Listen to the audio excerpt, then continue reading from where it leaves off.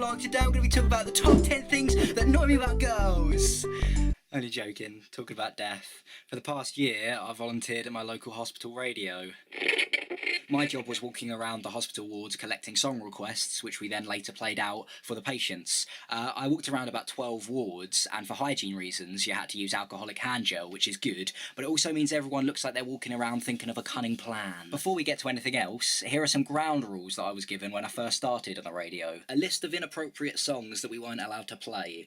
Another One Bites the Dust. The Final Countdown. The Countdown theme tune. Knocking on Heaven's Door. Hey Macarena. In one of my first weeks, my manager told my team not to take any requests for Frank Sinatra's My Way because we played it too much. Every single week he did it his way. It was ridiculous. 6 or 7 My Ways every single night. I was hoping one time he'd just go, I'm going to do it her way. I volunteered on the hospital radio for the past year, and during that time I worked with 3 different teams. It was like getting new cast members in every new season. There was one lady who I worked with who on her first day just started taking pictures of me. I was talking to someone, the flash went off. I couldn't see her face, it was just an iPhone.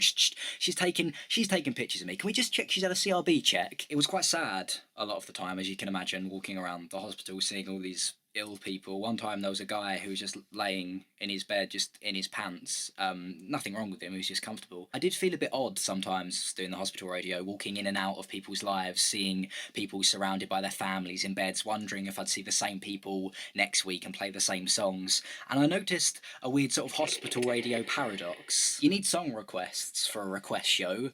In the name, more requests equals more music, which will mean the show will be better, but then more requests means there'll be more ill people, and you don't want people to be ill, so you want less requests, which means there'll be less ill people, which is good, but then less requests means the request show, will have less requests. It won't be a request show, it'll just be a show, so then you don't want...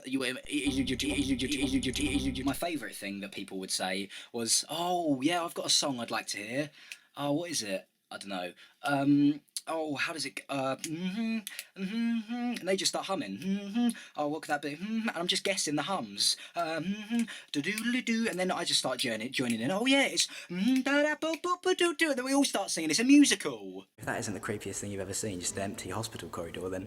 I don't know what it is. Some people aren't always as happy to get requests though. I asked one guy, a big muscly chap, tattoos on his face, would you like a song? He said, oh, I bet you like, that's my manly voice, oh, I bet you like all that gay music, don't you, son? You got quite gay hair. Then he turned to the guy in the bed next to him and just started laughing, mocking me, standing there with my clipboard, still no request. Then my manager came over to me and the lads and said, have you got any requests, Myles?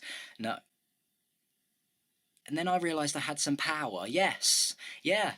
They fancied some One Direction songs. They didn't mind which one. They like them all. They stopped laughing. They went pale, paler than they were before. Thought I killed them. My manager said, "Yeah, that's fine. We can play that." And then we walked off.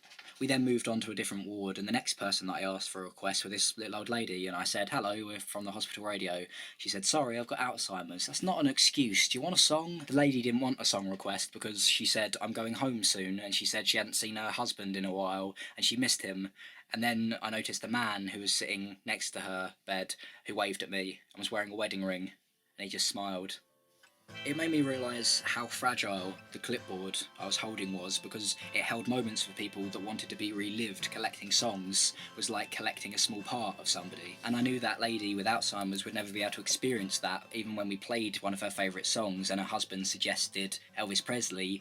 We played it and she listened to her favourite song for the first time. It was quite a strange feeling some nights on the hospital radio, thinking that you could be orchestrating someone's last few minutes, and in that, hoping nobody requested the Smurfs. Somebody requested the Smurfs one week. Nobody wants the Smurfs playing out as they're heading towards the light.